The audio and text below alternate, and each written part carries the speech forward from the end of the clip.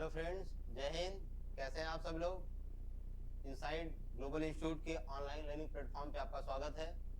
हम अपने टीचर्स की सीरीज में जो है हम लोग का जो चल रहा है TGT, PGT, LT, GIC, KVS, NVS, D triple यानी ऑल स्टेट के जो कॉम्पिटिटिव एग्जाम है टीचर से जुड़े हुए उन सभी सब्जेक्ट के हम यहाँ पे प्रोवाइड कर रहे हैं नोट्स के साथ। आपको डिस्क्रिप्शन में आप देखेंगे तो आपको उसके पीडीएफ भी मिल जाएंगे।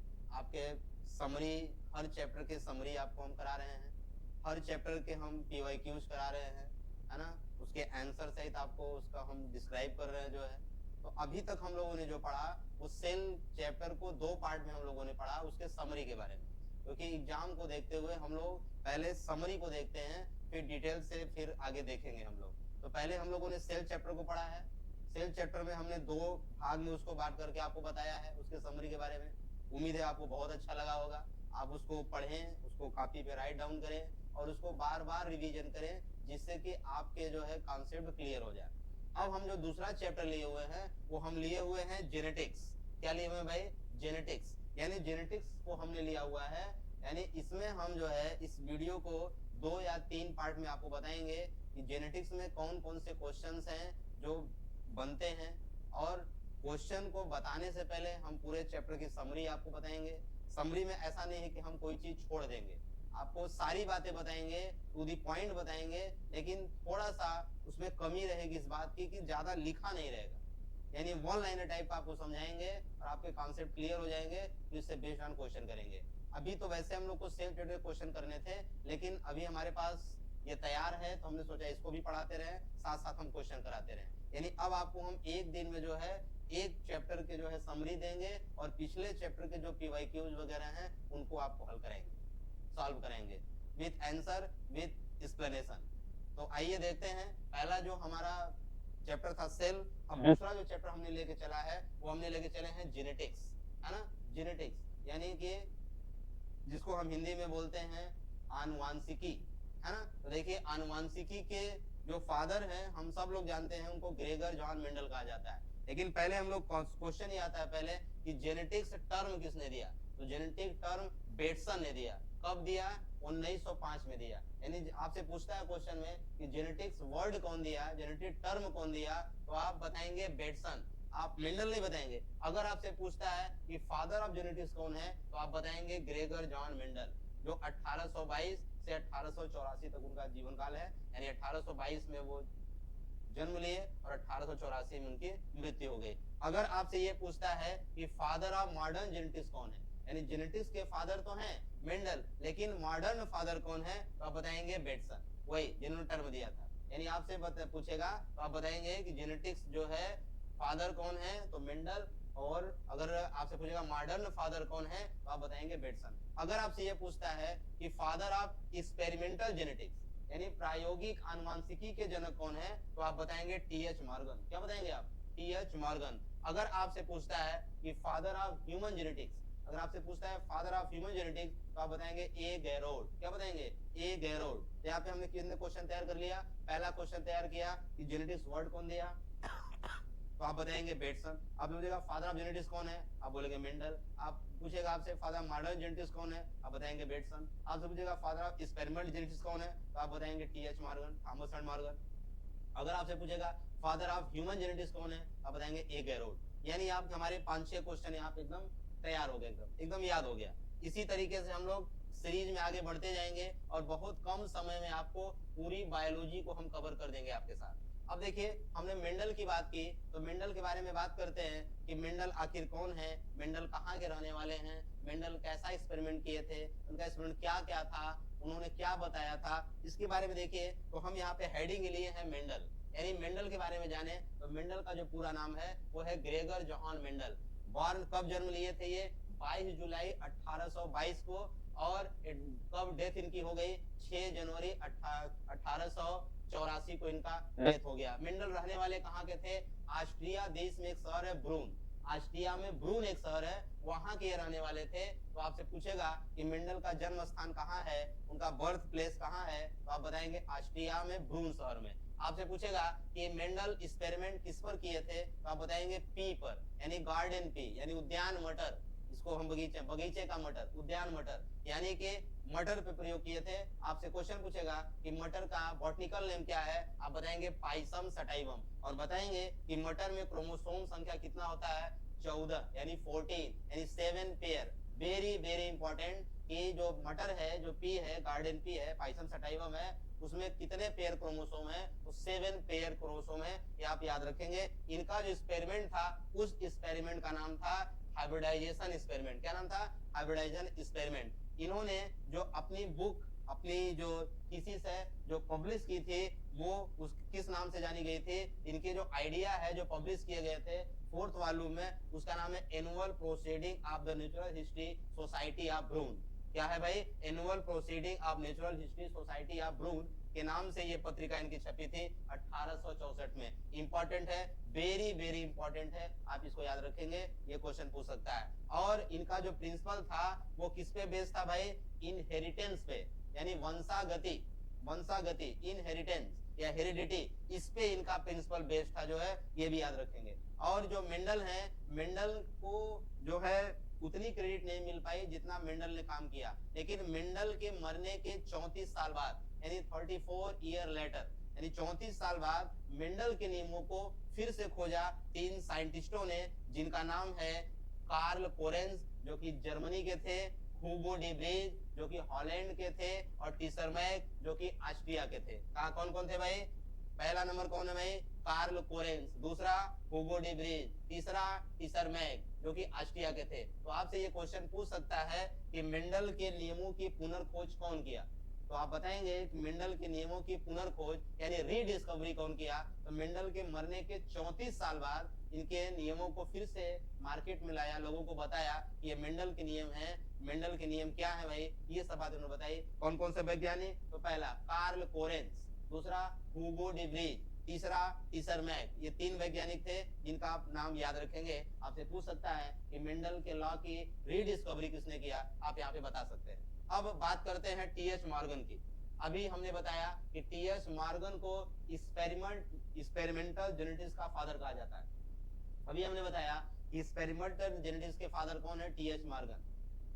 और फाउंडर और मॉडर्न फाउंडर कौन है, या मॉडर्न फादर कौन है, तो आप लिखेंगे जो है कौन, बेटसन। तो यहाँ पे हम मॉर्गन की बात करते हैं, इनका पूरा नाम था थॉमस हंट मॉर्गन। क्या नाम था, थॉमस हंट मॉर्गन। और इन्होंने अपना एक्सपेरिमेंट कहाँ किया था, ड्रोसोफिला पे किया था। ड्रोसोफिला मिलेनोगास्टर पर प्रयोग किया था, जिसमें क्रोमोसोम नंबर कितने होते हैं, 4 पेयर यानी 8 नंबर। तो आपसे पूछेगा कि पाइसम सटाइवम में कितने क्रोमोसोम होते हैं, तो बोलेंगे 7 पेयर यानी कि 14 पीस। अगर आपसे पूछेगा ड्रोसोफिला, ड्रोसोफिला क्या भाई, ड्रोसोफिला को फ्रूट फ्लाई कहा जाता है, फल मक्खी कहा जाता है, जो कि आर्थ्रोपोडा जो है, आर्थ्रोपोडा फाइलम का एक इंसेक्ट है, कीट है, उसी पे इन्होंने प्रयोग किया था, जिसमें 4 पेयर क्रोमोसोम पाए जाते हैं। याद रखेंगे आप। मटर का एक्सपेरिमेंट कौन किया था, मेंडल किया था। ड्रोसोफिला पे एक्सपेरिमेंट कौन किया था, टीएच मॉर्गन ने किया था। आप इसको याद रखेंगे। अगला, टीएच मॉर्गन और क्या क्या एक्सपेरिमेंट किए थे और क्या क्या उन्होंने बताया था,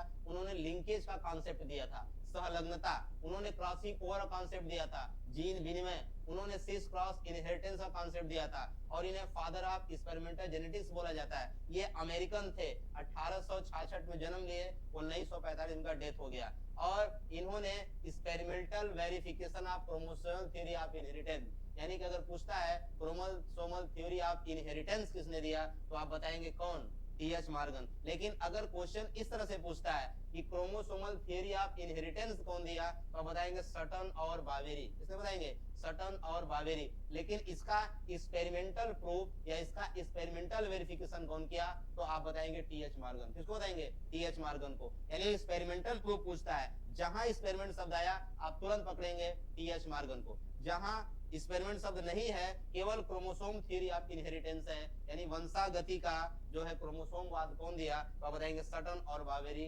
1902 में दिया था इन्होंने। और ये किस पे प्रयोग किए थे, तो वर्क ऑन ग्रासहोपर यानी टिड्डे पे इन्होंने प्रयोग किया था, और सी अर्चिन जो कि इकाइनोडर्मेटा संघ का एक जो है जीव है, उस पे उन्होंने ये प्रयोग किया था। यहाँ पे 2 क्वेश्चन हमारे एकदम साथ साथ मैच कर रहे हैं। क्या, अगर chromosomal theory of inheritance experimental देता है तो आप टीएच मॉर्गन लगाएंगे, अगर आपसे क्रोमोसोमल थ्योरी ऑफ इनहेरिटेंस केवल कहता है आप सटन बावेरी लगाएंगे। ये प्रयोग ड्रोसोफिला पे हुआ था और ये प्रयोग ग्रासोफर या सी अर्चिन पे हुआ था। इसको याद रखेंगे। हम लोग आगे बढ़ते हैं। आपसे यहाँ पे 1 नंबर में क्वेश्चन और बन जाता है यहाँ पे कि पैनजेनेसिस थ्योरी कौन दिया? तो आप बताएंगे डार्विन। क्या बताएंगे? डार्विन। यानी पैनजेनेसिस थ्योरी कौन दिया था? डार्विन। इनका कहना था कि पैनजेन्स मतलब एज लाइक जेम्यूल्स, यानी जिसकी वजह से नए जीव का निर्माण होता है, उसी में वो कहते हैं पैनजेन्स, और इस नियम को बोलते हैं पैनजेनेसिस थ्योरी। तो किसके द्वारा दिया गया था? लेमार के द्वारा दिया गया था, सॉरी डार्विन के द्वारा दिया गया था। तो आप याद रखेंगे कि पैनजेनेसिस थ्योरी कौन दिया? तो आप बताएंगे डार्विन ने दिया था। वही डार्विन जिनका कि हम लोग डार्विनवाद पढ़ेंगे, वही लेमार जिनका लेमार्कवाद पढ़ेंगे, वही ह्यूगो डी व्रीज जिनका उत्परिवर्तनवाद पढ़ेंगे। ये हम लोग आगे कंटिन्यू करेंगे। अब इनहेरिटेंस ऑफ एक्वायर्ड कैरेक्टर जो है, ये नियम कौन दिया था? तो बताएंगे लेमार्क। वही लेमार्क इन्होंने जिराफ पे अध्ययन किया था। जिराफ को बताया, जिराफ की गर्दन ऊंची हो जाती है क्योंकि वो जिस अंग का प्रयोग करते हैं वो अंग बढ़ते हैं, जिनका उपयोग वो नहीं करते वो विलुप्त हो जाते हैं। तो ये जो है लेमार्क का है। इनके बारे में आगे कंटिन्यूअसली आगे देखेंगे हम। अगर आपसे ये पूछता है कि कंटिन्यूटी ऑफ जर्मप्लाज्म थ्योरी कौन दिया? तो आप बताएंगे बीजमैन। क्या बताएंगे? बीजमैन। इन्होंने अपना एक्सपेरिमेंट माइस पे किया था, चूहे पे किया था। इन्होंने 21 जनरेशन तक चूहे की पूंछ काटते रहे, लेकिन जो चूहा पैदा होता था उससे वो पूंछ वाला चूहा पैदा होता था। इनका कहना था कि जीवों में 2 तरह के लक्षण हैं, एक दैहिक लक्षण है और एक जननिक लक्षण है। यानी एक सोमेटिक कैरेक्टर है, एक जेनेटिक कैरेक्टर है। जो सोमेटिक कैरेक्टर है वो अगली पीढ़ी में ट्रांसफर नहीं होते हैं, और जो सेक्सुअल कैरेक्टर होते हैं, जेनेटिक कैरेक्टर होते हैं, वो अगली पीढ़ी में ट्रांसफर होते हैं। तो चूहे का पूंछ काटना एक सोमेटिक कैरेक्टर है, एक कायिक लक्षण है जो अगली पीढ़ी में ट्रांसफर नहीं हो रहा है। इन्होंने इस बात को प्रूव किया कि भाई ये इस थियरी के द्वारा प्रूव किया कि किस तरीके से जो लक्षण है अगली पीढ़ी में ट्रांसफर होते हैं। इन्होंने जर्मप्लाज्म थ्योरी दिया था बीजमैन ने। ये आप याद रखेंगे, वेरी वेरी इंपॉर्टेंट है, ये क्वेश्चन बन सकता है। अब ये जो मेंडल है, आखिर मेंडल के जो नियम हैं, इनको जेनेटिक्स का फादर कहा जाता है, लेकिन ये इतने सफल क्यों नहीं हुए? इनके फेल होने का रीजन क्या था? तो आपसे पूछ सकता है कि व्हाई मेंडल फेल्योर रीजन। तो मेंडल के फेल्योर रीजन के क्या कारण थे? पहला कारण ये था कि मेंडल एक मैथमेटिशियन थे, यानी ये गणित के विद्यार्थी थे, और इन्होंने अपना प्रयोग बायोलॉजी में किया था। जो भी एक्सपेरिमेंट करने के बाद वो अपनी थीसिस लिखते थे, वो मैथमेटिक्स का ज्यादा इस्तेमाल करते थे, तो लोगों का उस पर ध्यान ज्यादा नहीं समझ आता था, ज्यादा नहीं जाता था। लोगों को ये बात क्लियर नहीं हो पाती थी कि आखिर ये बताना क्या चाहते थे। दूसरी बात, उस समय डार्विन बहुत डोमिनेंट थे। मेंडल के टाइम में डोमिनेंट का मतलब यह है कि उस समय मेंडल से ज्यादा प्रभावशाली डार्विन का था। लोग डार्विन को ज्यादा पसंद करते थे, डार्विन के विचार को ज्यादा समझते थे, मानते थे। उस समय ये जो मेंडल हैं, इनकी बातों को लोगों ने नजरअंदाज कर दिया, उसमें लोग नहीं समझ पाए। और इनके जो बुक्स थे, जो उन्होंने अपने एक्सपेरिमेंट किए थे, अपनी जो बातें बताई थी, वो प्रॉपरली पब्लिश नहीं हो रहे थे, क्योंकि जहां वो अपना एक्सपेरिमेंट कर रहे थे वहां पे अपने बातों को, थीसिस को लिख करके जब आगे भेजते थे तो वहां पे लोगों को इसका ध्यान नहीं जाता था, यानी बराबर पब्लिश नहीं हो रहा था उनका जो वर्क था। इसलिए मेंडल उस समय सफल नहीं हो पाए। लेकिन कमाल की बात कि उन्होंने ह्यूगो डी व्रीज ने, टीसर मैक ने और कार्ल कोरेस ने जो इनके नियम को आकर के दोबारा बताए, तो इनके विफलता के जो है ये 3 कारण मेन हैं, आप इसको याद रखेंगे। और अभी हमने बताया कि मेंडल ने अपना प्रयोग मटर पे किया। किसे प्रयोग किया? मटर पे, यानी पाइसम सटाइवम पे। और कितना भाई? उन्होंने मटर के 7 पेयर कैरेक्टर लिए थे। कितने पेयर कैरेक्टर लिए थे? 7 पेयर कैरेक्टर लिए थे। 7 पेयर कैरेक्टर में देखिए कौन कौन सा कैरेक्टर लिए थे। तो यहाँ पे हमने लिखा है सीरियल नंबर, यहाँ लिखा है कैरेक्टर, यहाँ पे लिखा है डोमिनेंट, और यहाँ पे लिखा है रिसेसिव कैरेक्टर, और यहाँ पे लिखा है वो कैरेक्टर किस क्रोमोसोम नंबर पे पाए जाते हैं। देखिए पहला है प्लांट की हाइट, यानी यहाँ पे हम ले लेते हैं जैसे ये प्लांट है, तो इस मटर के जो प्लांट है उसकी हाइट क्या है? हाइट मतलब कि वो मटर का पौधा लंबा है या बौना है। लंबा है तो टाल कहेंगे, बौना है तो डॉर्फ कहेंगे। देखिए यहाँ पे लिखा है कि प्लांट की हाइट क्या है। अगर टाल है, डॉर्फ है, तो टाल एक डोमिनेंट कैरेक्टर है, डॉर्फ एक रिसेसिव कैरेक्टर है। इसको समझने के लिए आप पहले ये समझिए, जैसे मान लीजिए मेंडल ने जो है एक लंबे पौधे को लिया, एक बौने पौधे को लिया, और इससे एक गैमेट लिया, इससे एक गैमेट बनाया लिया, दोनों का हाइब्रिडेशन कराया यानी क्रॉस कराया, तो पहली पीढ़ी में टीटी मिले, इसको हम बोलते हैं टाल। तो कैपिटल टी है तो बोलेंगे टाल। तो यहाँ पे टाल डोमिनेंट है, ये टाल क्या है? डोमिनेंट है, और ये डॉर्फ क्या है? रिसेसिव है। तो पहली पीढ़ी में फर्स्ट जनरेशन में जो मिलता है उसको हम डोमिनेंट कहते हैं और जो नहीं मिलता उसको रिसेसिव कहते हैं। तो यहाँ पे पहली पीढ़ी में यानी फर्स्ट जनरेशन में फर्स्ट फिजिकल में जो है टॉल मिला तो टॉल डोमिनेंट है और डॉर्फ क्या है, रिसेसिव है। लंबा और बौना होने का जो कैरेक्टर है वो मटर के चौथे नंबर क्रोमोसोम पे पाया जाता है। तो आपसे पूछ सकता है कि प्लांट की जो हाइट है वो किस क्रोमोसोम नंबर पे है, आप बताएंगे 4 नंबर पे है। ये क्वेश्चन इंपॉर्टेंट बनता है, इसको आप याद रखेंगे। और फ्लावर की पोजीशन, मतलब अगर प्लांट लंबा है या बौना है जो भी है तो फ्लावर कहाँ लगे हैं, एक्सियल पे लगे हैं, यानी एक्सियल पे लगे हैं कि टर्मिनल पे लगे। तो अगर एक्सियल पे लगे हैं ये डोमिनेंट कैरेक्टर है और टर्मिनल पे लगे हैं ये एक रिसेसिव कैरेक्टर है। और ये किस क्रोमोसोम नंबर पे है, 4, यानी क्रोमोसोम नंबर 4 पे 3 कैरेक्टर हैं, एक ये एक अभी आगे चलते हैं। अगला तीसरा है कलर, सीड का कलर, सीड का कलर या फ्लावर का कलर। फ्लावर का कलर कैसा हो सकता है, या तो वायलेट हो सकता है या तो ग्रे या व्हाइट हो सकता है। यानी फ्लावर का कलर कैसा हो सकता है, या तो वायलेट हो सकता है जो कि डोमिनेंट है और ग्रे या व्हाइट है जो कि रिसेसिव कैरेक्टर है। अगला है पोड कलर। पोड मतलब फली, फली का कलर कैसा होगा भाई, अगर फ्लावर होंगे तो फली बनेंगे ही, तो फली का कलर कैसा होगा, या तो फ्लैटेंड होंगे यानी फुले हुए, या कॉन्स्टिट्यूटेड होंगे, चपटी होंगी। ये किस क्रोमोसोम नंबर पे है, 4 पे। पोड कलर, पोड का कलर कैसा होगा, अगर इनका सेप है तो इनका कलर भी होगा, हो सकता है ये ग्रीन कलर के हो सकता है येलो कलर के हो। ग्रीन एक डोमिनेंट कैरेक्टर है, येलो एक रिसेसिव कैरेक्टर है जो क्रोमोसोम नंबर 5 पे पाया जाता है। और सीड सेप, सीड का सेप, अगर फली है तो उसके अंदर बीज होगा, तो बीज का सेप कैसा होगा, या तो राउंड होगा या तो रिंकल्ड होगा यानी कि झुर्रीदार होगा। और ये किस क्रोमोसोम नंबर पे होंगे, क्रोमोसोम नंबर 7 पे होंगे। सीड का कलर कैसा होगा, सीड का कलर या तो येलो हो सकता है या तो ग्रीन हो सकता है। येलो एक डोमिनेंट कैरेक्टर है, ग्रीन एक रिसेसिव कैरेक्टर है जो क्रोमोसोम नंबर कितने पे है, 1 पे। तो हम ये देख पा रहे हैं, हम ये समझ पा रहे हैं कि क्रोमोसोम नंबर 4, 1 2 3, क्रोमोसोम नंबर 4 पे 3 कैरेक्टर है, क्रोमोसोम नंबर 4 पे 3 कैरेक्टर है, क्रोमोसोम नंबर 5 पे 1 कैरेक्टर है, क्रोमोसोम 7 पर 1 कैरेक्टर है, क्रोमोसोम 1 पे 2 कैरेक्टर है। इसको देखिए हमने नीचे यहाँ लिखा हुआ है, तो ये जो 7 कैरेक्टर हैं उसको यहाँ पे आप देखें तो मैंने लिखा हुआ है जो हमने आपको बताया, आप इसको याद करेंगे। क्वेश्चन में पूछा जाता है कि कैरेक्टर यानी नंबर जो है वो कैरेक्टर जो है वो किस क्रोमोसोम पे नहीं है। No character on chromosome number 2 3 6, यानी क्रोमोसोम नंबर 2 पे 3 पे और 6 पे कोई कैरेक्टर नहीं है। कैरेक्टर केवल किस पे है, 1 पे है, 4 पे है, 5 पे है और 7 पे है ना।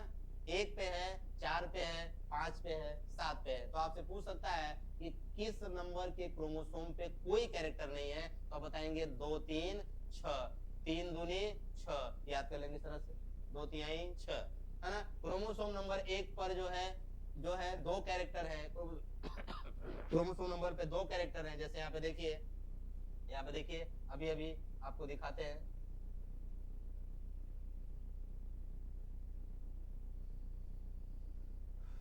क्रोमोसोम नंबर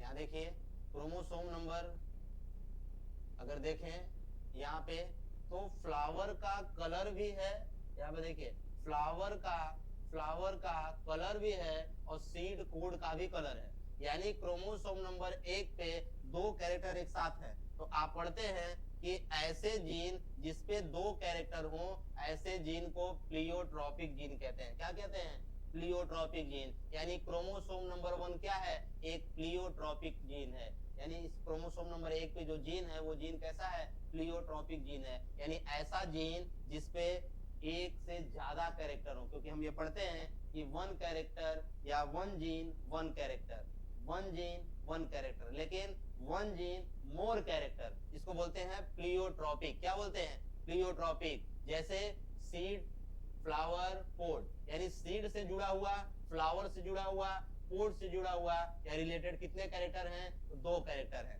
आप उस चार्ट में देख सकते हैं। कलर से रिलेटेड कितने कैरेक्टर हैं, तो 3 कैरेक्टर हैं। कलर से जुड़े 3 हैं। अब क्रोमोसोम नंबर 4 पे क्या क्या भाई, क्रोमोसोम नंबर 4 पे 3 चीजें हैं, प्लांट की लेंथ, फ्लावर की पोजीशन और शेप ऑफ पोड, पोड का शेप, ये 3 कैरेक्टर है जो क्रोमोसोम नंबर 4 पे है। तो बताओ कोई दिक्कत है यहाँ पे कि जितनी बातें क्वेश्चन बनते हैं एग्जाम में वो सारे इसमें हमने आपको बता दिया, आपको बता दिया, आपको याद रखना है, आपको बार बार इसको रिवाइज करना है, बार बार लिखना है, आपको याद हो जाएगा। ठीक है, अब आगे देखते हैं, ये तो मेंडल में के द्वारा बताए गए जो मटर हैं उस पे जो जो क्वेश्चन बन सकते थे हमने आपको एक लाइन में जो है बताने का प्रयास किया है, आप इसको समझिएगा। अब आगे आता है कि जो मेंडल ने अपना एक्सपेरिमेंट किया उन्होंने किन किन शब्दों का प्रयोग किया, किन किन शब्दों का प्रयोग किया, यानी मेंडल की जो डिक्शनरी थी, वोकैबुलरी थी, उसमें कौन कौन शब्द का उन्होंने इस्तेमाल किया। उन्होंने इस्तेमाल किया एलील शब्द का, किसका, एलील शब्द का। एलील शब्द बेटसन के द्वारा दिया गया, एलील शब्द बेटसन के द्वारा किया गया। एलील को एलीलोमार्फ भी कहा जाता है और alternative form of same gene which present on same loci उसको बोलते हैं एलील, यानी होमोलॉगस क्रोमोसोम के सेम लोकाई पर अगर अल्टरनेट फॉर्म ऑफ जीन है उनको हम कहते हैं कि वो क्या है, एलील है। एक जीन में 2 एलील होते हैं, जैसे मान लीजिए एक जीन है ये, इसमें 2 एलील हैं और दोनों अपोजिट कैरेक्टर रखेंगे, अल्टरनेट होंगे। अगर ये टॉल कैरेक्टर रखेगा तो ये डॉर्फ कैरेक्टर रखेगा, तो अल्टरनेट फॉर्म ऑफ जीन को हम क्या बोलते हैं, एलील बोलते हैं। एलील वर्ड किसने दिया, बेटसन ने दिया। एलील को एलीलोमार्फ भी कहा जाता है ना, तो इस बात को आप याद रखेंगे। अब यहीं पे बात आती है जीन की, जो जीन है, जीन को मेंडल जीन नहीं कहते थे, मेंडल ने जीन को फैक्टर कहा था। क्या कहा था, फैक्टर कहा था। मेंडल के विफलता का यह भी एक कारण था, उन्होंने फैक्टर को जो है डिफाइन नहीं कर पाए, आखिर फैक्टर है क्या, तो उन्होंने फैक्टर को डिफाइन नहीं कर पाया। आज के समय में जो फैक्टर है वो जीन के समान है, वो जीन के बराबर है। यहाँ देखिए जीन क्या है भाई, यूनिट ऑफ डीएनए, जीन क्या है, डीएनए की इकाई है, यूनिट है। और जीन वर्ड कितने दिया, जोहानसन ने, कब दिया, 1909 में दिया। और ये सबसे स्मॉलेस्ट यूनिट ऑफ हेरिडिटी का है, यानी आनुवंशिकता का सबसे छोटी इकाई क्या है, जीन है ना। तो जीन के बारे में समझ गए। जीन को ही मेंडल ने क्या कहा था, फैक्टर कहा था, याद रखेंगे। अब अगला इनका जो वर्ड्स है वो है फिनोटाइप और जीनोटाइप, फिनोटाइप और जीनोटाइप। तो फिनोटाइप का मतलब होता है एक्सटर्नल अपीयरेंस, जो बाहर से दिखाई दे, जो बाहर से लंबा है कि बौना है, ये बाहर से दिखाई दे रहा है, एक्सटर्नल अपीयरेंस है, इसको हम बोलते हैं फिनोटाइप। जीनोटाइप होता है जो जेनेटिक मेकअप हो, यानी कि जो उनके आनुवांशिक डीएनए में या आरएनए में हो, जीन में हो, उसको हम कहते हैं कि वो कैरेक्टर जीनोटाइप है। ये भी वर्ड जोहानसन ने दिया था, ये भी वर्ड जोहानसन ने ही दिया था, ये भी आप याद रखेंगे। जैसे मान लीजिए हम लेते हैं जैसे R R, round, R R wrinkled, यहाँ मिला आर आर। अब ये क्या होगा, अगर इसको में राउंड लिखा है तो ये भी राउंड ही तो होगा, ये भी राउंड ही होगा। अगर इसी का इसी में हमने क्या करा दिया, क्रॉस करा दिया, क्रॉस करा दिया, तो आर के साथ आर, आर आर, इस आर के साथ ये आर, आर आर, इसके साथ ये आर, आर आर, इसके साथ ये आर आर। तो यहाँ पे बाहर से देखने पे क्या लग रहा है, बाहर से देखने पे लग रहा है कि ये लाल है, ये कैसा है, रेड है, लाल है, तो ये एक्सटर्नल अपीयरेंस है। लेकिन इनका देखिए जीनोटाइप कैसा, इस तरह का है, ये रेड है, प्योर रेड है, ये रेड है, हाइब्रिड रेड है, ये रेड है, हाइब्रिड रेड है, ये व्हाइट है, व्हाइट है, प्योर व्हाइट है। तो ये एक्सटर्नल नहीं, इंटरनल अपीयरेंस है, जिनको हम बोलते हैं जीनोटाइप, और एक्सटर्नल अपीयरेंस को बोलते हैं फिनोटाइप, याद रखेंगे हम लोग। हाइब्रिड विगर, हाइब्रिड विगर को हेटेरोसिस भी कहा जाता है। हाइब्रिड क्या है भाई, अगर पहले जनरेशन जो है ज्यादा पावरफुल है पेरेंट्स के, यानी F1 जनरेशन ज्यादा पावरफुल है पेरेंट्स के, तो उस घटना को हम बोलते हैं हाइब्रिड विगर या हेटेरोसिस। जैसे डंकी है, डंकी, डंकी है, डंकी यानी एस, गधा, ये मेल है, और हम इसका क्रॉस कराते हैं हॉर्स से, हॉर्स मतलब मेयर, मेयर जो कि एक फीमेल है, दोनों का क्रॉस कराते हैं, इससे म्यूल मिलता है। और जो इसको बोलते हैं खच्चर, ये एक स्टेराइल है, स्टेराइल है मतलब ये आगे जाकर रिप्रोड्यूस नहीं कर सकती है, तो इनसे मोर पावरफुल है पहली पीढ़ी का, तो इसी घटना को हम बोलते हैं हाइब्रिड विगर। इसको देने वाले जो वैज्ञानिक थे, कॉन्सेप्ट उनका नाम था सल। उन्होंने कहना था कि when F1 generation is more powerful than parent, अगर F1 जनरेशन पेरेंट से ज्यादा पावरफुल है तो इसको हम बोलते हैं हेटेरोसिस। एग्जांपल भी हमने आपको बता दिया, ये भी आप याद रखेंगे, वेरी इंपॉर्टेंट है। हाइब्रिड ब्रेकडाउन, ये भी आप सोच सकता है हाइब्रिड ब्रेकडाउन क्या है। हाइब्रिड ब्रेकडाउन का मतलब होता है when F1 generation is fertile, यानी पहली पीढ़ी क्या हो, फर्टाइल हो, but further generation become sterile, यानी पहली पीढ़ी फर्टाइल हो, फर्टिलाइजेशन कर सकती हो, लेकिन उसके बाद की जो जनरेशन है वो फर्टिलाइजेशन नहीं कर सकती, वो स्टेराइल है, बंद है, बांझ है, तो उसको हम बोलते हैं हाइब्रिड ब्रेकडाउन, यानी कि हाइब्रिडेशन का क्या ब्रेकडाउन हो गया, हाइब्रिड ब्रेकडाउन। अब देखिए अगला है back cross and test cross. Back cross and test cross, इसको समझने से पहले, जो बातें लिखो समझने से पहले आप पहले अपने कॉन्सेप्ट को क्लियर करिए। देखिए जैसे हम लेते हैं टी टी मतलब टॉल, यानी ये लंबा लेते हैं। एक लेते हैं स्मॉल टी जिसको हम डॉर्फ कहते हैं, बौना कहते हैं। अब हम ये पेरेंट है, ये क्या है भाई, ये पेरेंट है, ये पेरेंट हमने लिया, इसका हमने गैमेट लिया, एक गैमेट लिया, इसका हमने एक गैमेट लिया, दोनों के बीच हाइब्रिडेशन कराया, हाइब्रिड कराया, संकर कराया, है ना, तो क्या मिला, टी और टी। ये टी एट क्या भाई, ये हाइब्रिड टॉल है, ये क्या है, हाइब्रिड टॉल है F1 जनरेशन।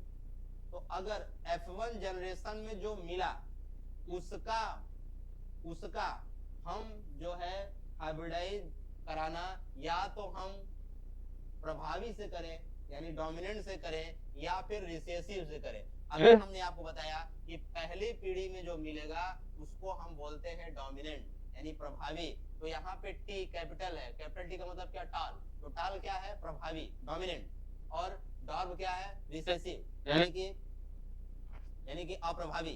तो यहाँ पे कह रहा है कि पहली पीढ़ी का चाहे तो प्रभावी के साथ फर्टिलाइजेशन कराएं, या फिर जिसको आप कह सकते हैं हाइब्रिडेशन कराएं, हाइब्रिड करें या क्रॉस कराएं, चाहे प्रभावी के साथ चाहे अप्रभावी के साथ, इसको बोलते हैं बैक क्रॉस। क्या बोलते हैं, बैक क्रॉस। लेकिन अगर केवल पहली पीढ़ी का केवल अप्रभावी के साथ अगर क्रॉस कराएंगे तो उसको बोलते हैं टेस्ट क्रॉस। क्या बोलते हैं, टेस्ट क्रॉस, यानी कि पहली पीढ़ी का बैक में पेरेंट से क्रॉस कराएं तो उसको बोलते हैं बैक, बैक मतलब पीछे, पीछे क्रॉस करा रहे हैं तो बैक क्रॉस, लेकिन या केवल और केवल अगर रिसेसिव से करा रहे हैं तो टेस्ट क्रॉस। तो आप कह सकते हैं कि all test cross is back cross, but all back cross is not test cross. देखिए यहाँ पे लिखा हुआ है कि बैक क्रॉस का मतलब F1 का पेरेंट के साथ क्रॉस कराएं, चाहे वो डोमिनेंट हो चाहे वो रिसेसिव हो, चाहे वो डोमिनेंट हो चाहे वो रिसेसिव हो, अगर क्रॉस करा रहे हैं तो ऐसे क्रॉस को हम क्या बोलेंगे, बैक क्रॉस। लेकिन F1 का अगर डोमिनेंट पेरेंट से कराएंगे तो बैक क्रॉस, F1 का रिसेसिव से कराएंगे तब भी बैक क्रॉस, लेकिन उसको अलग से बोलेंगे टेस्ट क्रॉस, जैसा हमने आपको यहाँ पे बताया। यानी कि जो टेस्ट क्रॉस है वो एक प्रकार का बैक क्रॉस ही है। क्या इंपॉर्टेंट है बैक क्रॉस का, तो पहला इंपॉर्टेंट है improve the quality of breed, breed की क्वालिटी को इंप्रूव करने के लिए हम क्या कराते हैं, बैक क्रॉस कराते हैं। और क्या, हम to test the 100% dominant character, हम डोमिनेंट कैरेक्टर के परसेंटेज को देख सकते हैं बैक क्रॉस करा के। ये तो बात बैक क्रॉस की हो गई। अब यहाँ पे देखिए लिखा हुआ है, यहाँ पे देखिए लिखा हुआ है कि जो बैक क्रॉस है वो बैक क्रॉस है अगर डोमिनेंट बैक क्रॉस है, यानी F1 का डोमिनेंट के साथ अगर क्रॉस हुआ तो रेशियो 1:1 का आएगा। अगर रिसेसिव से कराते हैं या टेस्ट क्रॉस कराते हैं तो जो है जो रेशियो आता है 1:1 आता है। इसको समझने के लिए आप यहाँ पे देखिए यहाँ पे अभी हमने बताया कि बैक क्रॉस का मतलब कि F1 पीढ़ी का चाहे तो डोमिनेंट के साथ चाहे तो रिसेसिव के साथ क्रॉस कराया तो बैक क्रॉस है। अगर रिसेसिव के साथ करा रहे हैं तो उसको हम टेस्ट क्रॉस भी कहेंगे। ये बात हमने आपको बता दिया। यानी कि अगर ये RR और ये स्मॉल RR, इसको स्मॉल RR लिखते हैं, स्मॉल RR लिखते हैं, इसको स्मॉल R लिखते हैं, इससे एक R मिला, इससे एक R मिला, दो हो गए, दोनों को मिला है तो RR हो गया। यहाँ तो कोई दिक्कत नहीं। F1 पीढ़ी में क्या मिला, ये मिल गया। अब ये कह रहा है कि हम बैक क्रॉस करा रहे हैं। बैक क्रॉस मतलब चाहे हम इससे क्रॉस कराएं चाहे तो इससे कराएं। अगर हम इससे क्रॉस कराते हैं तो क्या हुआ, ऐसा होगा। इससे कराते हैं तो RR तो RR हो जाएगा, इस R का इसमें R में करें तो RR हो जाएगा, कोई दिक्कत। इस R का इस R में कराते हैं तो RR हो जाएगा, इस आर का इस आर में कराते हैं तो आर आर हो जाएगा। आप बताओ ये दोनों कैसे हैं? सम यूमोलॉजी। ये दोनों कैसे हैं? सम यूमोलॉजी यानी होमोजाइगोटिक है, तो 1:1 आया कि नहीं? ये चीज वहां पे लिखा हुआ है, ये चीज वहां पे लिखा हुआ है। अगर हम इसको टेस्ट क्रॉस कराते हैं, इसको अगर हम टेस्ट क्रॉस कराते हैं, देखिए आर आर है, आर आर का गुणा आर आर में कराया गया, यानी ये राउंड है, या इसको रेड कह लीजिए, इसको व्हाइट कह लीजिए। इससे एक आर गैमेट निकला, इससे एक आर गैमेट निकला, इससे क्रॉस कराया गया, आर आर आया। अब हम क्या कराते हैं? टेस्ट क्रॉस कराते हैं। टेस्ट क्रॉस मतलब अप्रभावी के साथ गुणा। अप्रभावी ये है, इसका गुणा इसमें करा देते हैं, तो आर का गुणा आर में तो आर आर, इस आर गुणा इस आर में तो आर आर, इस आर का गुणा इस आर में आर आर, इस आर गुणा इस आर में आर आर। तो बताओ ये दोनों कैसे हैं? एक जैसे हैं। ये दोनों कैसे हैं? एक जैसे हैं। ये हेटेरोजाइगस है लेकिन सेम सेम है, ये होमोजाइगस है लेकिन सेम सेम है। तो रेशियो 1:1 का आया कि नहीं? आया। तो यही पे यहाँ लिखा हुआ है कि रेशियो यहाँ ये वाला, इसके पहले वाला हमने ये वाला बताया था। अब यहाँ पे लिखा हुआ है, देखिए जो मैंने बोला वो लिखा हुआ है। क्या लिखा हुआ है? Test cross is a type of back cross. अभी हमने बताया कि सारे टेस्ट क्रॉस बैक क्रॉस है, लेकिन सारे बैक क्रॉस टेस्ट क्रॉस नहीं है, यानी सारे टेस्ट क्रॉस क्या है? A type of back cross, a type of back cross. All test cross is back cross but all back cross is not test cross. ये बात हमने 2-3 बार बता दी, इसको आप दिमाग में रखिएगा। क्यों? क्योंकि मैंने ये कहा ना कि जो पहली पीढ़ी में आया है उसका केवल रिसेसिव के साथ अगर हम क्रॉस कराते हैं तभी हम टेस्ट क्रॉस कहेंगे, और वो टेस्ट क्रॉस एक बैक क्रॉस ही है, ये भी हमने आपको बता दिया। अब यहाँ पे देखिए रेशियो निकाला गया है। अगर मोनो हाइब्रिड टेस्ट क्रॉस है तो रेशियो कितना आएगा? 1:1। अगर डाई हाइब्रिड है यानी 2 कैरेक्टर लेंगे, इसका डबल हो जाएगा, 1:1:1:1 हो जाएगा। अगर हम ट्राई हाइब्रिड क्रॉस लेते हैं टेस्ट क्रॉस, तो इसी को हम 8 बार लिख देंगे, 1:1 8 बार लिख देंगे। अब देखिए क्वेश्चन कैसे पूछेगा, आपसे पूछ देगा कि डाई हाइब्रिड क्रॉस का फिनोटिपिक रेशियो, ऐसे पूछेगा।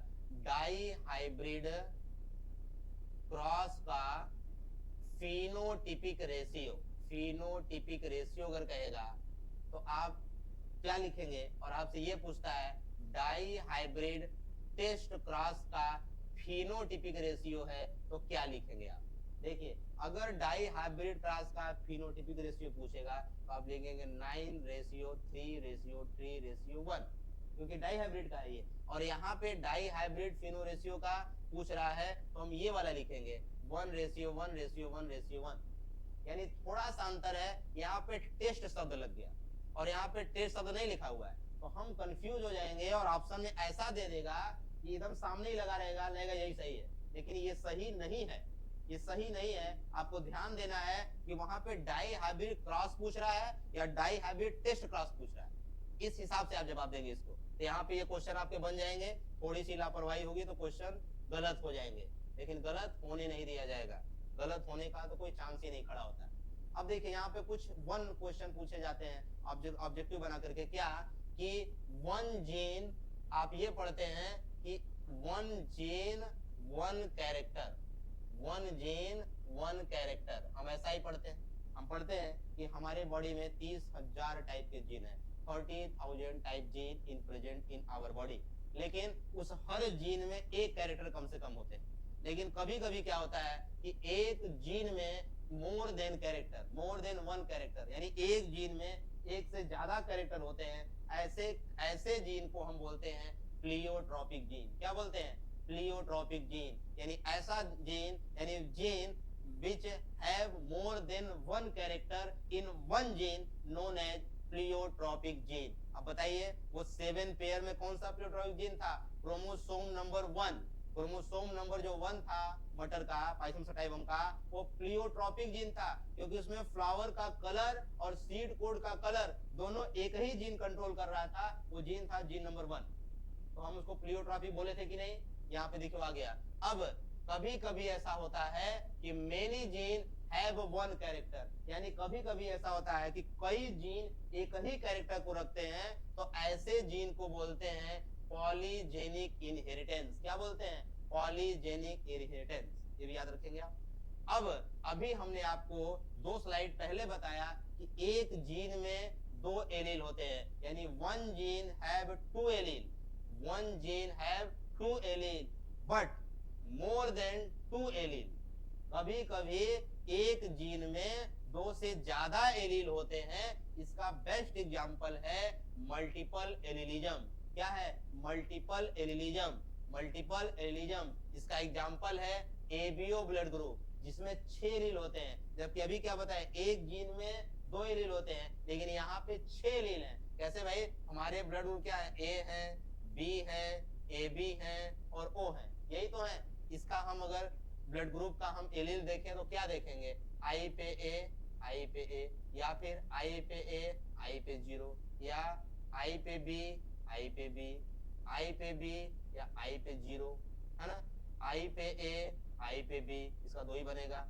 आई पे 0, आई पे 0, तो बताओ 6 बने कि नहीं? 1 2 3 4 5 और 6, तो टोटल कितने जीनोटाइप बने? 6 जीनोटाइप बने। याद रहेगा? तो आपसे पूछेगा कि एबीओ ब्लड ग्रुप किसका एग्जांपल है, तो आप बोलेंगे, आप क्या बताएंगे? मल्टीपल एलिज्म का एग्जांपल है। आपसे पूछेगा ह्यूमन के एबीओ ब्लड ग्रुप में कितने कितने जीनोटाइप होते हैं, तो क्या बताएंगे आप? कितने होते हैं भाई? कितने होते हैं? 6 एलील होते हैं, 6 जीनोटाइप होते हैं। आप इसको याद रखेंगे, वेरी वेरी इंपॉर्टेंट, 6 एलील वाली बात याद रखेंगे। अब देखिए, अभी तक तो हम लोगों ने जो पढ़ा वो सब मेंडल के जो शब्द हैं, जो वर्ड्स हैं, वो सब पढ़ रहे हैं। उसी क्रम में हम और आगे बढ़े तो उन्होंने बताया था monohybrid cross, dihybrid cross, trihybrid cross, यानी मोनो, डाई, ट्राई। तो हम आपको मोनो डाई तक बात करते हैं, क्योंकि यही तक आपसे क्वेश्चन बनते हैं। तो मोनो हाइब्रिड क्रॉस यानी cross involving only one character, यानी वन पेयर कैरेक्टर, यानी एक पेयर कैरेक्टर के अगर क्रॉस कर रहे हैं या 2 लक्षण लेके क्रॉस कर रहे हैं, तो ऐसे कैरेक्टर को हम बोलते हैं, ऐसे क्रॉस को हम बोलते हैं मोनो हाइब्रिड क्रॉस। और इनका फिनोटिपिक और जीनो रेशियो कितना होता है, इसको ऐसे समझिए। जैसे देखिए, एक प्लांट है, ये टॉल है, ये क्या है भाई? टॉल है। एक मटर का प्लांट है जो कैसा है? डॉर्फ है, इसको स्मॉल टीटी से लिख दिया गया है। अब बताओ, एक लंबा और एक बौना है, यानी एक टॉल एक डॉर्फ है, तो हमने वन पेयर कैरेक्टर ही तो लिए, एक जोड़ी ही तो लिए, तो वन जोड़ी कैरेक्टर, यानी कि वन पेयर कैरेक्टर लेंगे, वन पेयर कैरेक्टर लेंगे, वन पेयर कैरेक्टर लेंगे, तो हम बोलेंगे मोनो हाइब्रिड क्लास। 2 पेयर लेंगे, डाई हाइब्रिड। 3 पेयर लेंगे, ट्राई हाइब्रिड। 4 पेयर लेंगे, टेट्रा। 5 पेयर लेंगे, पेंटा, है ना, एज यूजुअल। तो यहाँ पे 1 पेयर लिया जा रहा है, तो यहाँ पे क्रॉस को हम क्या बोलेंगे? यहाँ से गैमिट, यहाँ से गैमिट, दोनों गैमिट क्रॉस हुआ, ये मिल गया, ये मोनोहाइब्रिड क्रॉस है। इसमें कह रहा है कि फिनोटिपिक और जीनोटिपिक रेशियो बताइए, तो कह रहा है कि फिनोटिपिक रेशियो 3:1 है और फिर जीनोटिपिक रेशियो 1:2:1 है, यानी फिनोटिपिक 3 है, जीनोटिपिक 1:2:1। कैसे देखेंगे इसको? इसको देखिए, अब इसी का क्रॉस हम इसी में करा देते हैं। टी का क्रॉस टी से कैपिटल कैपिटल टी, टी का क्रॉस टी से कैपिटल स्मॉल टी, टी का क्रॉस इस टी से कैपिटल स्मॉल, इस टी का इस टी से स्मॉल स्मॉल। तो देखिए, ये टॉल है, ये प्योर टॉल है, ये दोनों हाइब्रिड टॉल है। कैसे भाई? हाइब्रिड टॉल है। और ये क्या है? ये प्योर डॉर्फ है। तो बताओ, इनका फिनोटिपिक कितना आया? 1:2:1, 1:2:1। ये कैसा रेशियो हो गया? जीनोटिपिक। लेकिन अगर बाहर से देखें, एक्सटर्नल अपीयरेंस अगर देखें, तो ये तीनों कैसे हैं? तीनों लंबे ही तो हैं, टॉल ही तो हैं, तो रेशियो 3:1 का भी होगा कि नहीं? यहाँ इसे लिखा हुआ है फिनोटिपिक रेशियो 3:1, जीनोटिपिक रेशियो 1:2:1, दोनों याद रखेंगे। यानी कि मेंडल के मोनोहाइब्रिड क्लास में फिनोटिपिक रेशियो 3:1 होगा, जीनोटिपिक रेशियो 1:2:1 का होगा। और ये इस मोनोहाइब्रिड क्रॉस पे मेंडल के 2 नियम बेस्ड ऑन है, मेंडल के 2 लॉ बेस्ड ऑन है, यानी कि 2 law are based on Mendel's law of dominance, law of segregation of monohybrid cross. यानी मोनोहाइब्रिड क्रॉस पर मेंडल के 2 लॉ डिपेंड है, एक लॉ ऑफ सेग्रीगेशन और एक law of dominance. Law of segregation और लॉ ऑफ डोमिनेंस। आपसे question पूछ सकता है कि लॉ ऑफ डोमिनेंस, या पूछ सकता है लॉ ऑफ सेग्रीगेशन किस हाइब्रिड पे आधारित है? मोनोहाइब्रिड पे या डाई हाइब्रिड पे या टाई हाइब्रिड पे? आपसे ये सब हो सकता है कि मोनोहाइब्रिड क्रॉस पे मेंडल के कितने नियम बेस्ड ऑन है? आप बताएंगे 2। कौन सा? लॉ ऑफ डोमिनेंस और लॉ ऑफ सेग्रीगेशन। इसको भी याद रखेंगे। अब हम पढ़ते हैं डाई हाइब्रिड क्रॉस। क्या पढ़ते हैं भाई? Dihybrid cross. Dihybrid cross क्या है भाई? डाई हाइब्रिड क्रॉस का मतलब cross involving between two character यानी two pair character, two character नहीं टू पेयर कैरेक्टर, क्या भाई टू पेयर कैरेक्टर यानी दो जोड़ी कैरेक्टर। इसको कैसे लेंगे, जैसे गोल पीला, गोल मतलब राउंड, पीला मतलब येलो, यानी round round yellow, round yellow. Capital R R को हमने राउंड लिखा है, कैपिटल वाई वाई को हमने येलो लिखा है। अगर ये गोल है तो ये झुर्रीदार होगा यानी कि रिंकल्ड होगा, रिंकल्ड होगा, इसको हम स्मॉल आर से लिख लेते हैं। अगर ये येलो है इसको हम ग्रीन कर देते हैं, ग्रीन कर देते हैं। ये कैपिटल वाई है इसको हम स्मॉल वाई लिख देते हैं। ये पेरेंट है, ये क्या है भाई, ये पेरेंट है, ये पेरेंट है। इनका हम गैमिट लेते हैं, एक आर का लेंगे एक वाई का लेंगे, ये गैमिट तैयार हो गया। इसका भी गैमिट लेंगे, एक आर का एक वाई का, ये गैमिट तैयार हुआ। इनका हम क्रॉस कराएंगे तो क्या होगा, इस आर के साथ ये आर, इस वाई के साथ ये वाई, तो हमें क्या मिलेगा, कैपिटल आर का मतलब राउंड, तो ये हो जाएगा राउंड। कैपिटल वाई का मतलब क्या है, कैपिटल वाई का मतलब येलो, ये क्या हो जाएगा येलो। यानी कि फर्स्ट फिलिकल फर्स्ट जनरेशन में क्या मिला, येलो येलो राउंड या राउंड येलो, ये ऐसा मिला।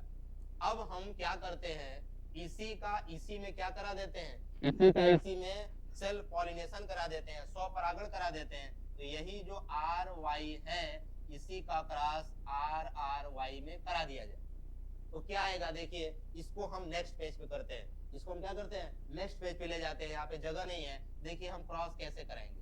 देखिए नेक्स्ट पेज पे चलते हैं, नेक्स्ट पेज हमारा क्या है, नेक्स्ट पेज पे कहाँ ले चले हम लोग, कहाँ ले चलते हैं भाई, यहाँ पे जगह नहीं बच रहा है तो हम कोशिश करते हैं यही बनाने का, यही बनाने कोशिश करते हैं। चलिए यही कोशिश करते हैं, इधर से लिखते हैं क्या भाई, यहाँ पे आर आर लिया गया था, वाई वाई लिया गया था, यहाँ पे आर आर और वाई वाई लिया गया था, इनसे आर निकला, इनसे वाई निकला, इनसे आर निकला, इनसे वाई निकला, दोनों मिल गए तो आर आर वाई वाई हो गया। यहाँ तक हम समझ गए थे।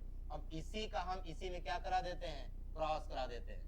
अब इसके लिए क्या व्यवस्था अपनाएंगे, इसके लिए बॉक्स बनाएंगे, क्या बनाएंगे, बॉक्स बनाएंगे। इस तरह से बॉक्स बनाएंगे, इधर लिखेंगे, यहाँ लिखेंगे, इसके 4 डब्बे बनाएंगे, 4 इधर से भी 4 इधर से भी बनाएंगे, 1 2 3 4 डब्बे बनाएंगे। ठीक है, इधर हम मेल को लिख लेंगे, इधर हम फीमेल को लिख लेंगे। एक को हम मेल मान लेते हैं, एक को फीमेल मान लेते हैं। इसमें लिखेंगे कैसे, देखिए अब इसका हम कैसे गैमेट निकालेंगे, तो एक को यहाँ रफ पे हम बताते हैं आपको, इसको यहाँ पे लिखिए, आर आर यहाँ लिखिए और वाई वाई यहाँ लिखिए। आर का गुणा वाई में करिए तो आर वाई, आर का गुणा इस वाई में करिए तो आर वाई, आर का गुणा इस वाई में करिए तो आर वाई, इसका गुणा इसमें करिए तो आर वाई, यही आएगा। इसको हम यहाँ लिख देते हैं, क्या लिखते हैं भाई, वही R Y R Y R Y और फिर आर वाई। सेम यही चीज यहाँ भी लिख देते हैं, R Y R Y R Y R Y. कोई दिक्कत किसी को, हम उम्मीद करते हैं कि आपको ये बात समझ में आ रही होंगी, बहुत इजीली समझ में आ रही होंगी। अब ये बॉक्स बन गया, ये बॉक्स जो है ये पुनेट, इसको पुनेट स्क्वायर बोलते हैं, पुनेट का स्क्वायर बोर्ड बोलते हैं, पुनेट चार्ट बोलते हैं। ये बॉक्स हमने बन गया। अब क्या करेंगे, इसका क्रॉस इसमें करेंगे, इसका इसमें करेंगे तो आर आर वाई वाई, इसका इसमें करेंगे तो आर आर वाई वाई, इसका इसमें करेंगे आर आर वाई वाई, इसका इसमें करेंगे आर आर वाई वाई, फिर यहाँ वापस आएंगे R R Y Y R R Y Y R R Y Y R R Y Y, फिर यहाँ पे आर आर इसके साथ इसका उलट करेंगे R R Y Y R R Y Y, फिर इस तरह से हम सारा गुणा कर लेंगे। हम देखेंगे क्या, हम यहाँ पे क्या हम बताना चाह रहे हैं आपको, आप क्रॉस करिएगा। जैसे देखिए 2 डबल आर है तब भी हम इसको राउंड कहेंगे, सिंगल आर है तब भी हम राउंड कहेंगे, 2 डबल वाई है तब भी हम येलो कहेंगे, एक भी सिंगल अगर कैपिटल वाई है तब भी हम इसको येलो, इसको हम येलो ही कहेंगे। जब तक ध्यान दीजिए, जब तक दोनों आर स्मॉल न हो जाए तब तक उसको हम रिंकल्ड नहीं कहेंगे, जब तक दोनों वाई स्मॉल न हो जाए तब तक हम ग्रीन नहीं कहेंगे, हो जाएंगे तो ग्रीन कहेंगे। जब तक दोनों आर कैपिटल रहेंगे या एक आर भी कैपिटल रहेगा हम उसको राउंड कहेंगे। एग्जांपल तौर पे देखिए, जैसे देखिए यहाँ पे एक आर कैपिटल है तो इसको हम राउंड कहेंगे, भले दोनों ने एक है ना कैपिटल, राउंड कहेंगे। इसमें दोनों वाई कैपिटल है तो इसको हम क्या बोलेंगे, इसको हम येलो बोलेंगे। अगर एक कैपिटल है वाई तब भी इसको हम येलो कहेंगे, एक आर कैपिटल है तब भी इसको हम राउंड कहेंगे। अब बात समझ गए? इस पूरे बॉक्स को जो आप बनाएंगे तो आप देखेंगे कि इसमें जो रेशियो आएगा वो ऐसे आएगा, गोल पीला, गोल हरा, झुर्रीदार पीला और झुर्रीदार हरा, यानी कि round yellow, round green, wrinkled yellow, wrinkled green, ऐसे बोलेंगे। इनका जो रेशियो आएगा ये 9 का आएगा, यानी टोटल डब्बे में 9 ऐसे हैं, टोटल डब्बे में 3 ऐसे हैं, टोटल डब्बे में 3 ऐसे हैं, टोटल में 1 ऐसे हैं। इनका बाहर से जो अपीयरेंस है, एक्सटर्नल अपीयरेंस है, यानी फिनोटाइपिक जो रेशियो है वो 9:2:1 का आएगा।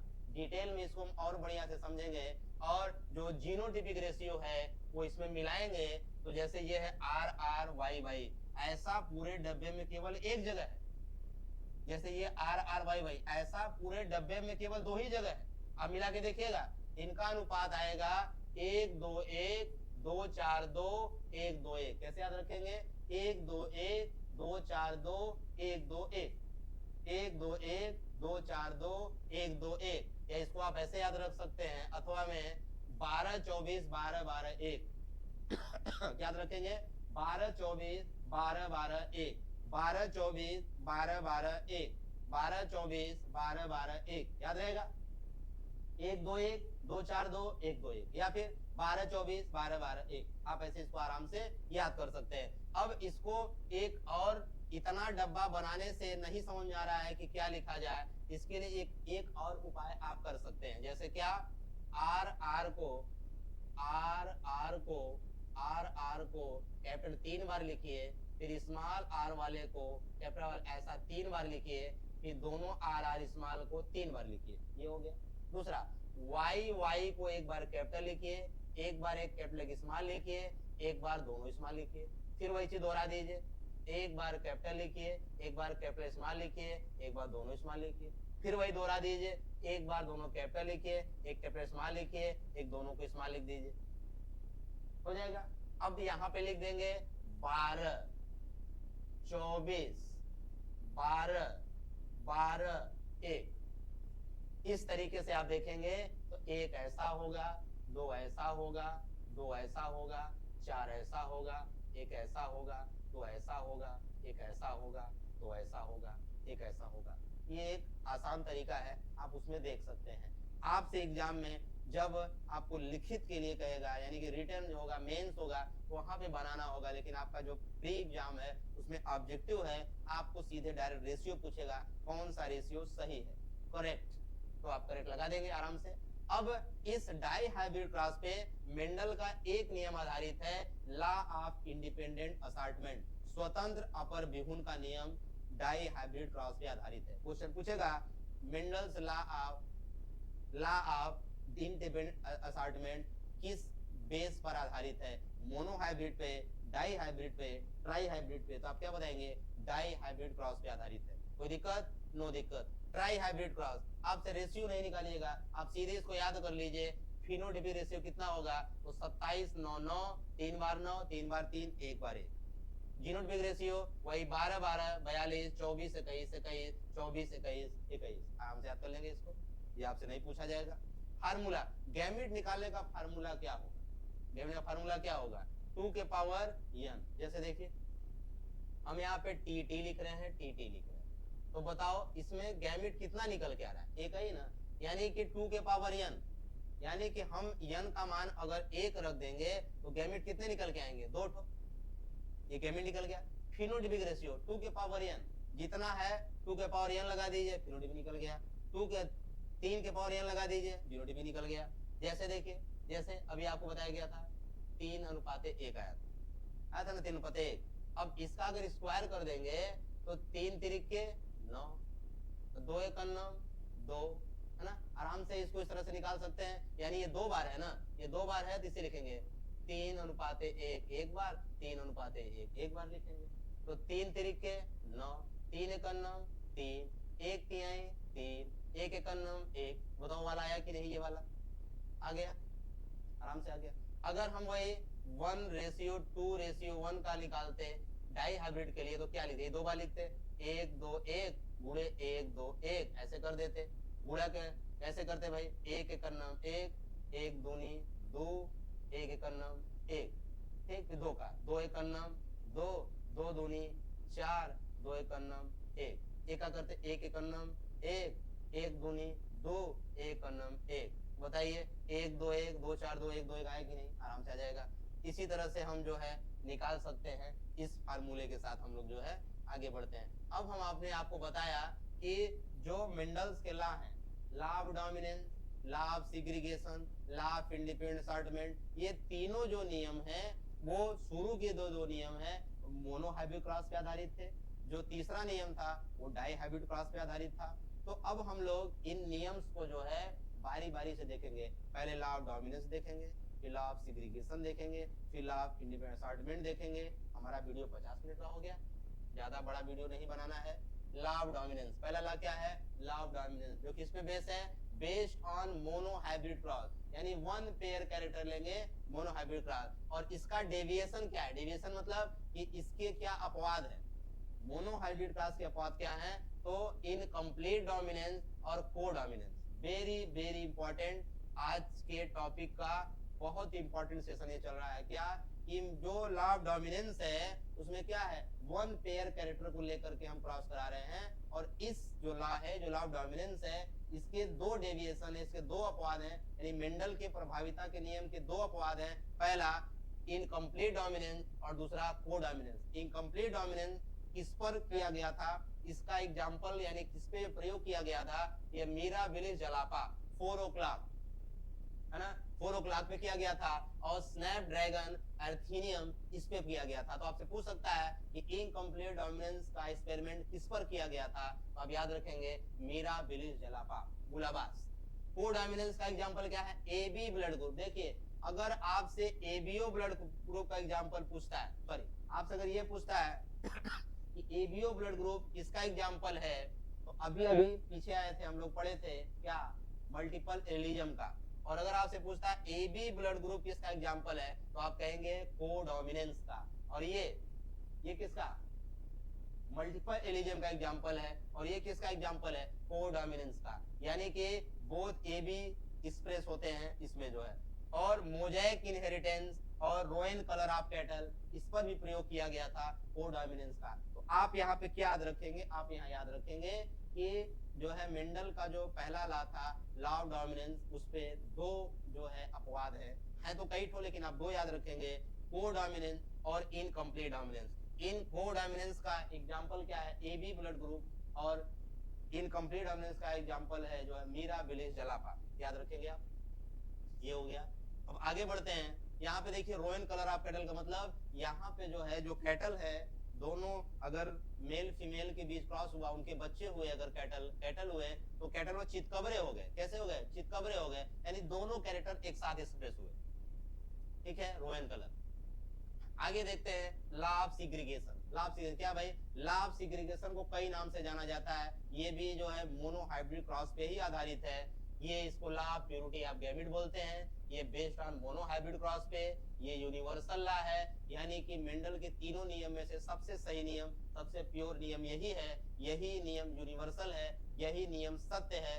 इसे प्योरिटी ऑफ गैमेट लॉ बोलते हैं। इसमें एलील की मिक्सिंग नहीं होती है। इसका एक डेविएशन है नॉन डिसजंक्शन। हायर लेवल पे आप पढ़ेंगे तो इसका एक डेविएशन है, एक अपवाद है, एक इसका एक्सेप्शन है नॉन डिसजंक्शन। लेकिन वैसे अगर आप पढ़ेंगे इसका कोई एक्सेप्शन नहीं दिखाई देगा आपको। आप इसको याद रखें, आपको जो है एग्जाम में पूछा जा सकता है। अब आगे पढ़ते हैं law of independent assortment. Mendel का जो थर्ड लॉ है वो लॉ ऑफ इंडिपेंडेंट असॉर्टमेंट है, यानी स्वतंत्र अपर बिहुन का नियम है। इस नियम में क्या कहा गया है, इस नियम में कहा गया है कि ये नियम जो है कंट्रोवर्शियल है, मतलब विवादित है। ये पूरी तरह नियम करेक्ट नहीं है। पहली बात, इस नियम को लॉ ऑफ फ्री रिकॉम्बिनेशन भी कहा जाता है इस नियम को। और ये नियम भी डाई हाइब्रिड क्रॉस पे आधारित है। शुरू का दो नियम मोनो हाइब्रिड क्रॉस पे आधारित था, ये नियम डाई हाइब्रिड क्रॉस पे आधारित है। और इसका एक डेविएशन है लिंकेज, संलग्नता, जिसको हम आगे देखेंगे। ठीक है, तो यहाँ तक हमने जो बताया वो मेंडल के कुछ शब्दों को बताया, मेंडल के नियमों को बताया, मेंडल के डेविएशंस को बताया। ठीक है, इसके पहले शुरू में हम लोगों ने जेनेटिक्स के बारे में, उनके जो बेसिक फीचर्स हैं उनके बारे में, उनके फादर के बारे में, ये सब हम लोगों ने समझा। अब देखिए मेंडल का जो है एक एक्सपेरिमेंट था artificial hybridisation, very very important है ना। आर्टिफिशियल हाइब्रिडेशन कहिए इसको, या इसको कहिए कि मेंडल्स इंटरेस्ट, मेंडल जो है इसी पे प्रयोग कर रहे थे, उन पर जो है इस पर उनका इंटरेस्ट था, इसलिए इसको मेंडल इंटरेस्ट के नाम से भी जाना जाता है। इसमें क्या किया गया, देखिए यहाँ पे अगर अगर प्लांट बाइसेक्सुअल है, बाइसेक्सुअल यानी कि मोनोसियस है तो क्या होगा, और अगर प्लांट यूनिसेक्सुअल है यानी डायोसियस है तो क्या होगा। देखिए यहाँ पे पूछा जाता है कि अगर प्लांट बाइसेक्सुअल है तो आर्टिफिशियल हाइब्रिडेशन के कौन कौन से स्टेप होंगे, और अगर प्लांट मोनोसियस है तो कौन कौन से स्टेप क्रम आएंगे, और अगर प्लांट यूनिसेक्सुअल है डायोसियस है तो कौन कौन से स्टेप एक के बाद एक आएंगे। आपसे स्टेप पूछा जाता है यहाँ पे, तो देखिए इसका पहला होगा इमैस्कुलेशन, यानी अगर मान लीजिए ये प्लांट है मटर का, तो इसमें जो फ्लावर लगे हैं उस फ्लावर को क्या करेंगे, बाइसेक्युलर प्लांट है इसके एक फ्लावर को काट देंगे, यानी इमैस्कुलेशन मतलब विपुंसन, यानी उसके फ्लावर को क्या करेंगे, कट कर देंगे। दूसरा, अब इसको बैगिंग कर देंगे, उसको कवर कर देंगे, जिससे कि कोई दूसरा परागकण ना आने पाए, दूसरे प्लांट का परागकण ना आने पाए या दूसरे फ्लावर का परागकण ना आने पाए, तो बैगिंग कर देंगे। उसके बाद फिर कुछ दिन बाद बैग को हटा करके उसमें परागकण का छिड़काव कर देंगे, डस्टिंग कर देंगे, उसके बाद फिर रिबैगिंग कर देंगे, यानी फिर से थैली के अंदर बंद कर देंगे कि बाहर से कोई कंटामिनेशन वगैरह ना आने पाए। तो ये पहला स्टेप है, यानी कि मेंडल के अगर प्लांट में जो उन्होंने एक्सपेरिमेंट किया उसमें बताया कि अगर प्लांट बाइसेक्सुअल है तो 4 स्टेप से गुजरना होगा। पहला इमैस्कुलेशन, बैगिंग, डस्टिंग, रीबैगिंग। लेकिन अगर प्लांट यूनिसेक्सुअल है तो इमैस्कुलेशन का तो सवाल ही नहीं खड़ा होता, इमैस्कुलेशन करना ही नहीं पड़ेगा क्योंकि प्लांट कैसा है, यूनिसेक्सुअल है। तो यहाँ शुरुआत होगी बैगिंग, डस्टिंग और रीबैगिंग, बैगिंग, डस्टिंग, रीबैगिंग। और अगर प्लांट बाइसेक्सुअल है तो इमैस्कुलेशन पहला होगा, बैगिंग दूसरा होगा, डस्टिंग तीसरा होगा, रीबैगिंग चौथा स्टेप होगा। आप इसको याद रखेंगे, स्टेप को याद रखेंगे, आपसे एग्जाम में स्टेप ही पूछा जाता है, स्टेप ही पूछा जाता है। तो आज के लिए हम इतना ही बस करते हैं, वीडियो काफी लंबा हो जाएगा तो मजा नहीं आता है, और एक साथ लगातार पढ़ना जो है दिमाग डाइवर्ट होने लगता है। तो आप हमें बताएं कि आपको किस तरीके की नॉलेज मिल रही है। बहुत ही छोटे, बहुत ही समरी करके हम आपको उन टॉपिक को, उन लाइंस को, उन बातों को बता रहे हैं जिनसे डायरेक्ट क्वेश्चन आते हैं।